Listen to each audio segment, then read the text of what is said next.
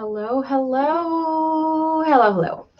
So my name is Christine Glissman, pronouns she, her, hers, and I am one of the health educators at Health Promotion Services.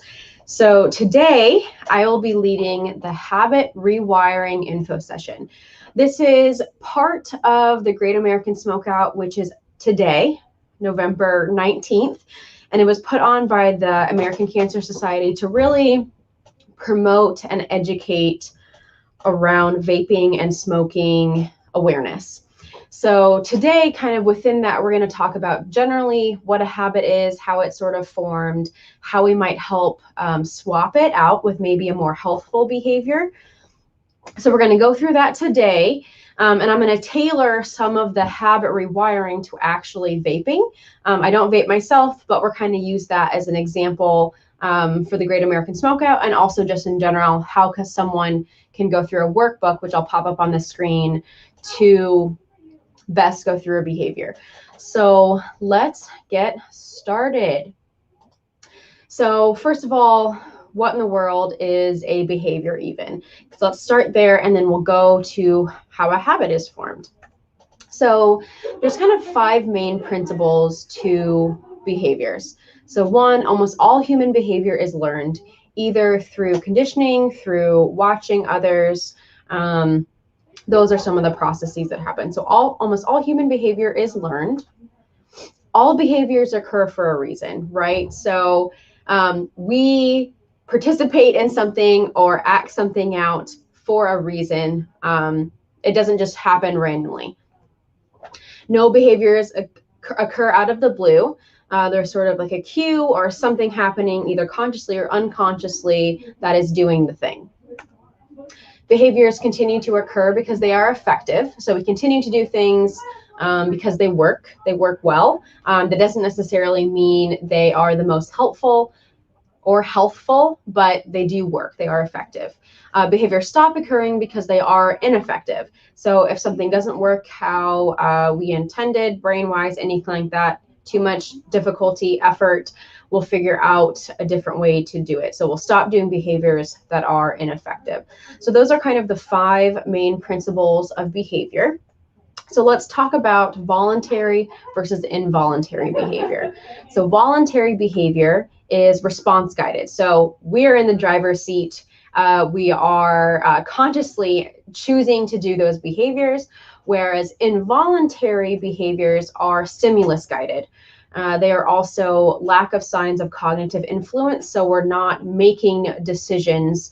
It's just sort of happening because of something that is formed previously. So the involuntary behaviors are what we call habits. There's an automaticity to it. There is a stimulus that sort of occurs and then leads to the behavior happening automatically, right? So we are kind of going to be focused mostly on the involuntary or the habits. So recognizing habits, that's the first step to changing a habit. So thinking of some questions that I like to bring up. When you woke up this morning, what did you do first? Did you grab your phone? Did you shut off your alarm? Did you go to the restroom right away? What is something that is occurring? And do you know is it a pattern day to day? Do you use the same bathroom, stall, shower each time? Whenever I use my work bathroom, I have my favorite stall, and that's just something that becomes automatic, right? Did you put on your left or right shoe first? I always do my right side. So there are some things that you can ask yourself or just start paying attention to that are habits. So what percentage of our behavior do you think is a habit? So research kind of gives a pretty broad range. The lowest range is at 40%. So 40% of our behavior throughout the day is automatic, or there's no sort of cognition or conscious ability that is popping up brainwave wise.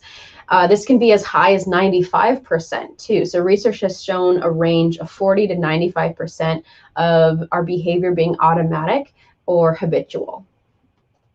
So that's a decent portion of our behaviors that we are not sort of consciously changing our behavior or consciously making decisions.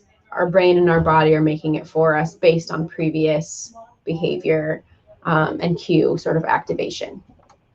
So how do habits form? So remember we said that these were stimulant guided. So the stimulant or cue that I will use in this sort of picture from a great book that I love,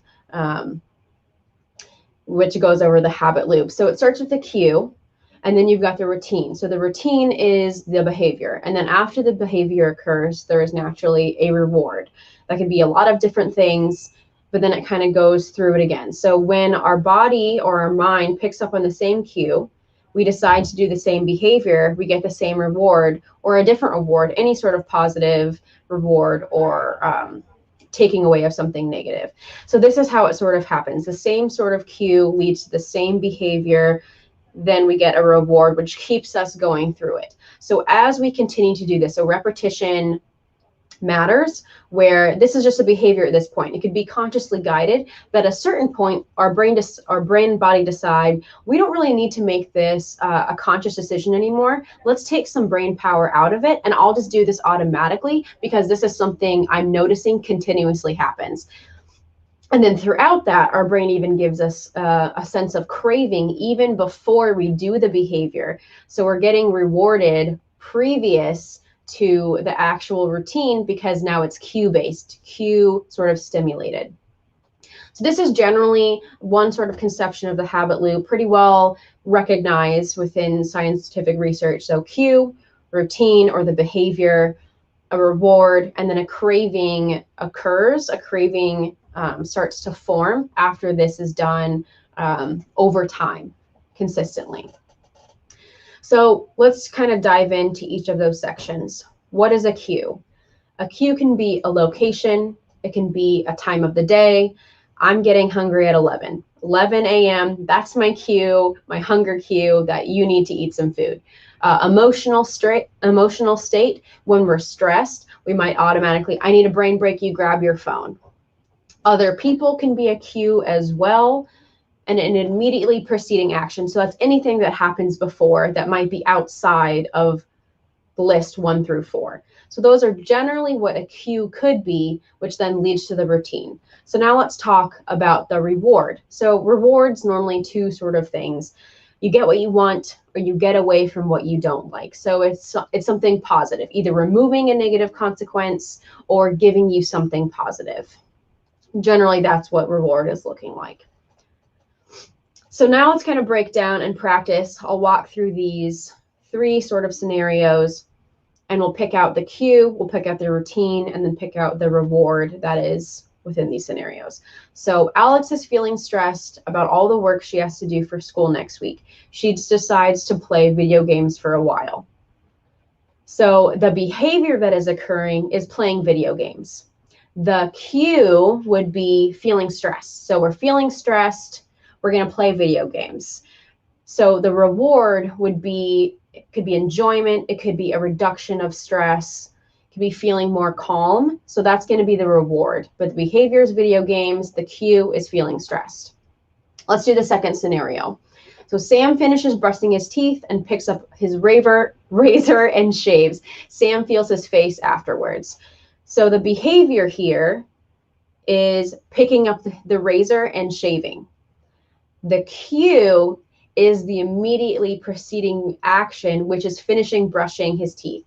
So normally Sam brushes his teeth right after he gives a shave, and then the reward could be a lot of different things, but in this scenario, it's feeling the face afterwards and feeling sort of the smoothness. So the enjoyment of that is sort of the reward in this scenario. Last one. Jordan is really missing their friends at home, but won't see them until winter break. They don't want to bother them, so they don't text or call. They scroll on Instagram instead. So the cue here is sort of missing friends, feeling lonely, anything like that. So when that normally happens, then decide that we don't want to bother our friends. So that also could be another cue as well, not wanting to be burdensome or something like that. So then the behavior is actually scrolling through Instagram. So the cue could be missing the friends, could be not wanting to bother your friends. And then instead of texting or calling, the behavior is scrolling through Instagram, and then the reward would maybe be lesser feelings of loneliness, occupying your mind to not feel as though you would bother your friends. So it's a reduction of sort of those feelings that were the cues, reduction of loneliness maybe, or something that kind of takes our brain away from those feelings. So these are 3 scenarios practicing what a cue could look like, what the behavior could be, and then also what the reward could be. Now I go through these because sometimes it's not always cut and dry what a cue or reward could be. Normally we have a pretty good grip on like what actually is happening, the behavior, but being able to pick up on those other things is going to be helpful when we actually talk about how to change or swap out a habit. So when do we need to sort of swap out a habit? Does X habit service you, or does it do, or is it a disservice to you? So when we think of the habit of maybe you always put your right shoe on first, that's not really, that's sort of neutral, a neutral habit. That's not something that is absolutely ruining your day or adding any stress to your day or really anything beneficial. It's just you're putting on your shoe. But let's talk about some of the other habits of maybe sitting for 8 hours straight, or because it's the Great American Smokeout, maybe that means vaping or smoking. So does that habit have an impact on your health? Does it have, and that includes mental health, that includes physical health, really thinking through some of your habits. Is it serving you? So helping meet your goals, helping align with your values, or is it not sort of adding to that at all and might actually be diminishing it? So that's how you would sort of start to think of, does this habit even need to change? So from there, we are going to go through a workbook that I put together that I think can be a very beneficial tool when thinking about behavior change or habit change. What are some ways to build motivation, and then also making a plan to change, and then reflecting on some of those changes or what might be difficult and creating a plan for those as well. So I am going to pull up the workbook right now. Give me a second here. So this workbook is editable. I will put my email on the screen at the end so you can actually receive this. I will send this to you. It is editable, so as you can see, that's my name today. So this workbook belongs to Christine. That's me. So I already filled it out, so I wouldn't take the time kind of typing through it, but you could do the same thing just to kind of go through the activities. So this is what I've sort of created, habit rewiring workbook. So let's kind of see what's going on. So the first section is an exploration piece. So what I mean by explore, this is to gain a better understanding of why maybe this habit started or why it continues to happen. It's really helpful to think of, does this do a disservice to me? Is this something that I want to consider changing? And some of those come with, does it help me meet my values? Does it help me meet my goals? Is it healthful? Those kind of things. So the explore is really just going through and seeing if the habit is doing harm or not. So I like to start off with a value exploration. So values are things that are important to us. They obviously influence our decision making. They help determine our priorities. So below are some activities to do just to figure that out.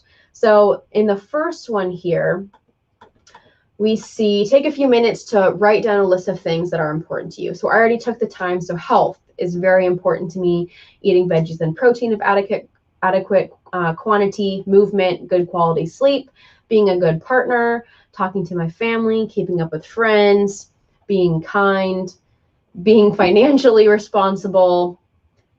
That includes paying off those student loans. I've accrued some of those. And also learning, having a growth mindset, and practicing and adopting resilience and trying out some stress management things. So those are some things that I value.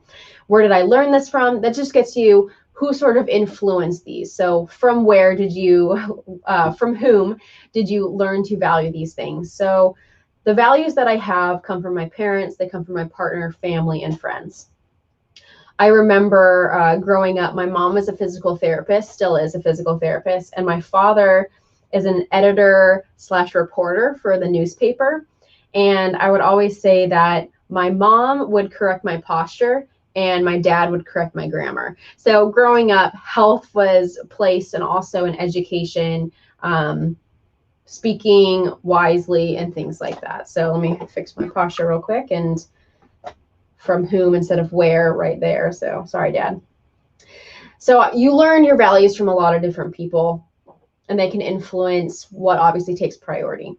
So list your top 5 values that you try and live by. That's from the list that we just wrote earlier. So I put number 1, health, 2, being a good partner, 3, talking to my family, 4, being kind, 5, keeping my word. Now, again, we're exploring these values to see if it aligns with our habit. This is all coming back to alignment with our habit. Is it doing a service to us, or is it a disservice to us? So what are some examples of how you demonstrate these values in your life? Trying to move weekly, incorporating veggies and protein, right? So kind of just building on the previous activities. So we write down our values just to start contemplating those, exploring those a bit. And then we move on to goals. Does our habit align with the goals that we have set forth for ourselves? So how do you write goals in this workbook? We say make them SMART here in HPS. So that's specific, measurable, attainable, relevant, and time-based. That is a beautiful way to write goals so they're not too lofty or too slim when we're talking about making goals. Also consider framing them using the 8 dimensions of wellness. As a health educator and health promotion services, we use the 8 dimensions of wellness a lot in our programming. And this is because wellness is multidimensional. It is holistic. There's not one path for these things. It's about balance. But the 8 dimensions includes intellectual wellness, emotional, physical, social, occupational, financial, environmental, and spiritual. So when thinking of writing your goals, it's nice to see which dimensions it's meeting. So for an example, I will meditate using Headspace 3 times a week for 5 minutes each time. So Headspace is an application, a meditation application, and I will do it 3 times a week. That can be on any day, but I know it has to be done 3 times within a week for 5 minutes each time. So this goal helps meet maybe the emotional and potentially the spiritual dimension to get an idea of how to write those.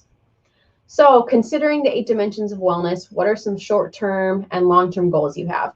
So some of the goals pertain to obviously my values of lifting weights, so being healthful. I have a cycle bike, so cycling, make sure what I'm putting in my body, so food, anything like that will help fuel my activity and just obviously improve health.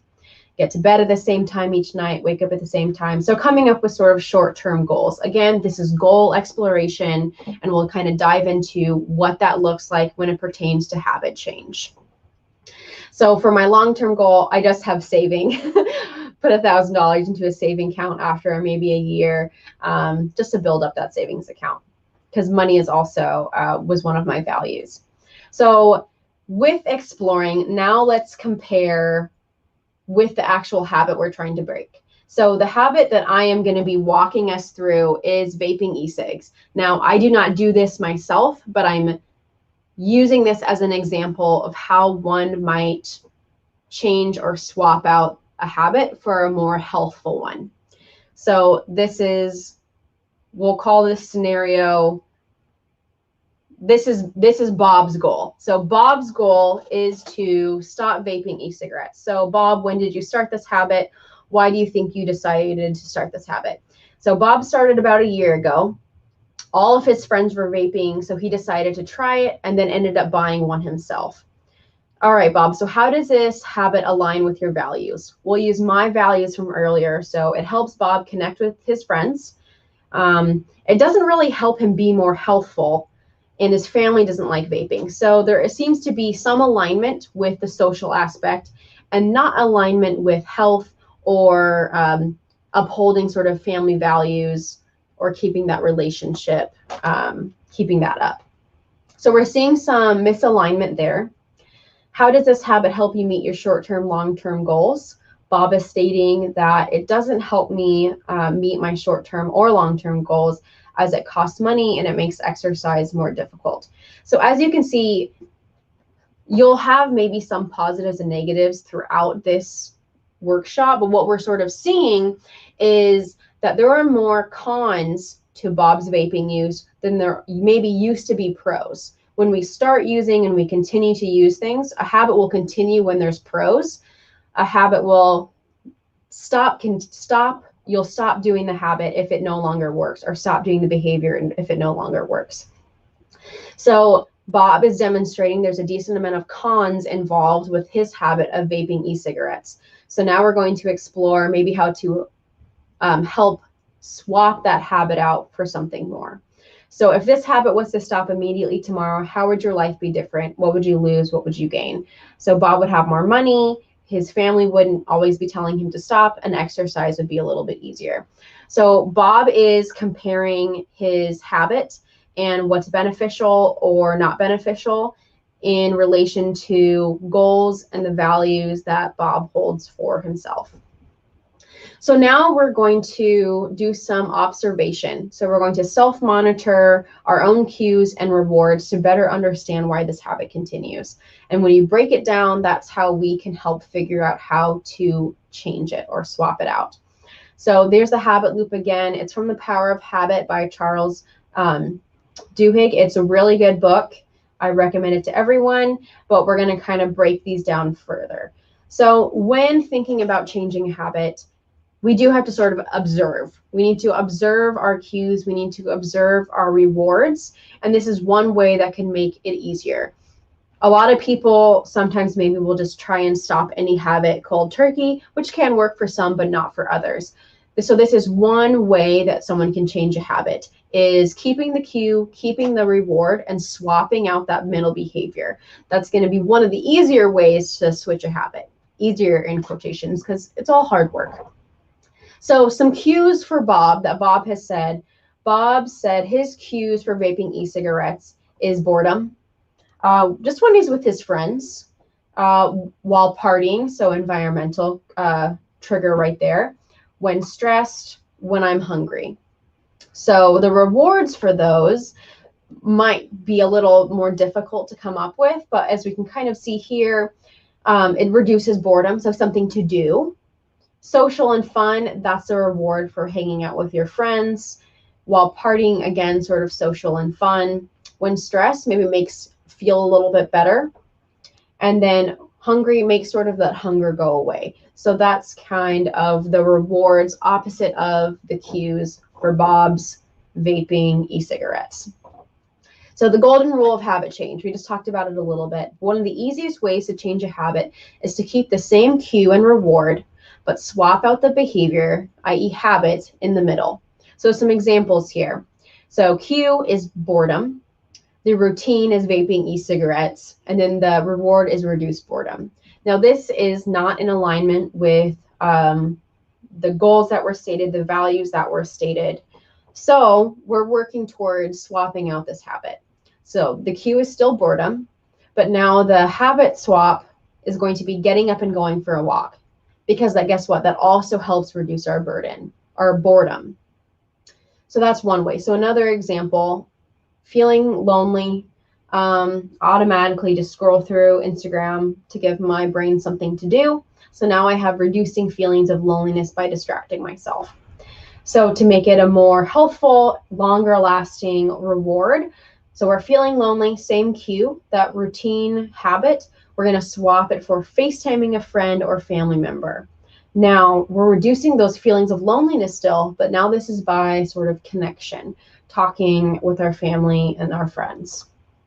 So let's work on some of the cues that Bob said earlier and work on swapping out that new habit, keeping the same reward and the same cue.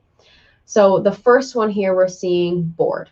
So when Bob is bored, Bob smokes his e-cigarette. So instead of doing that, let's watch a funny YouTube video in between. Now we're not bored anymore, so we we still are using the golden rule of habit change by keeping that old cue and that old reward. What we're swapping out the new habit. So another cue that Bob demonstrated in the workbook is that when he's with his friends, he automatically just sort of vapes more with them. So instead of maybe suggesting vaping, maybe suggest a game or learning a dance with friends. It's still social and fun, so it's still that same reward, but it's swapping out the behavior that Bob wants to change. Two more here. So another cue for Bob's vaping is when he is stressed. So the new habit would maybe taking some slow breaths. That's what that means. Not like, but breathing in and out slowly. So utilizing breathing to help with the calm and to help de-stress. The last cue is hungry. Using sort of vaping to curb hunger doesn't help meet the goals or the values that Bob has stated earlier. So he's going to swap that out for eating a healthy snack like carrots and hummus. Helps reduce hunger, but helps meet those values and goals that Bob said. So that's one way that you can kind of go through and figure out how to swap them out. So the last portion of this workbook is really talking about planning and reflecting.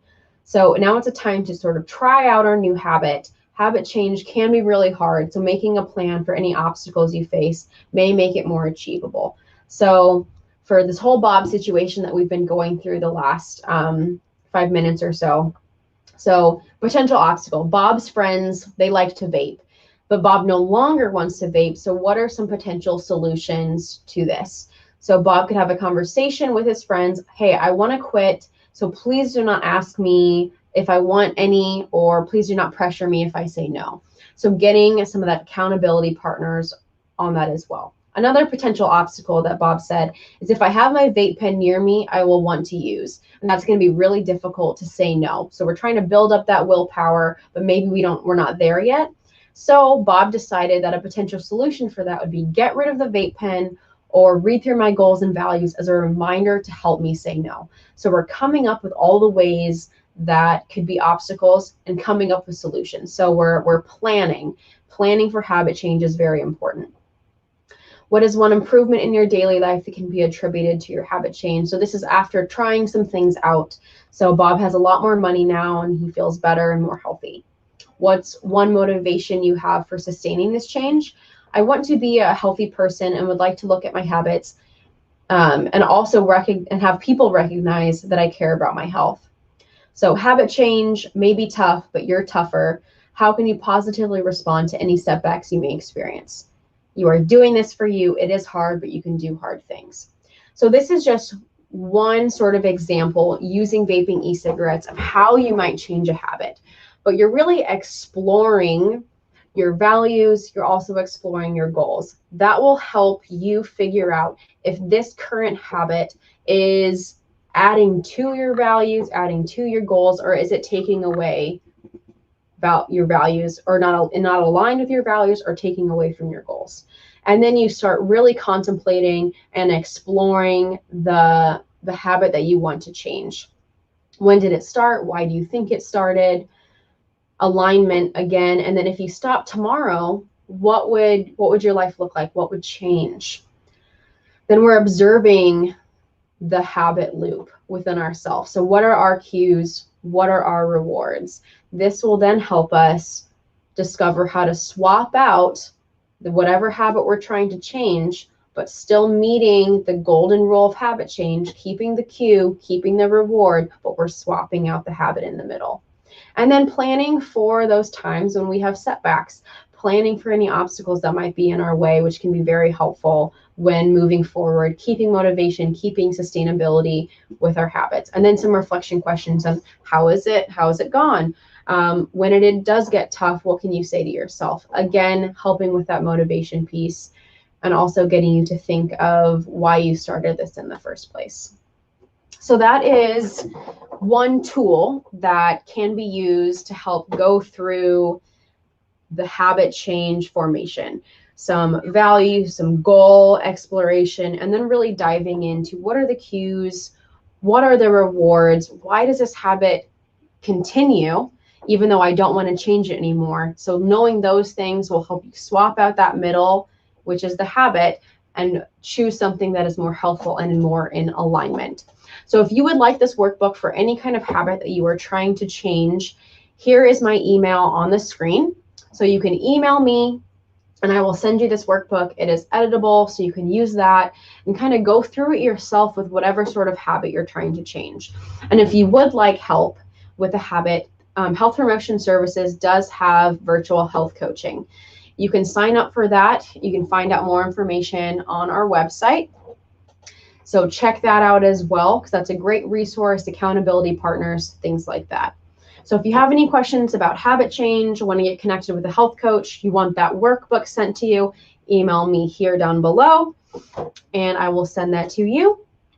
Other than that, I am off. Thank you for listening. I hope this was helpful. And good luck with any habit changes that you're trying to make. And have a wonderful, wonderful day. Bye.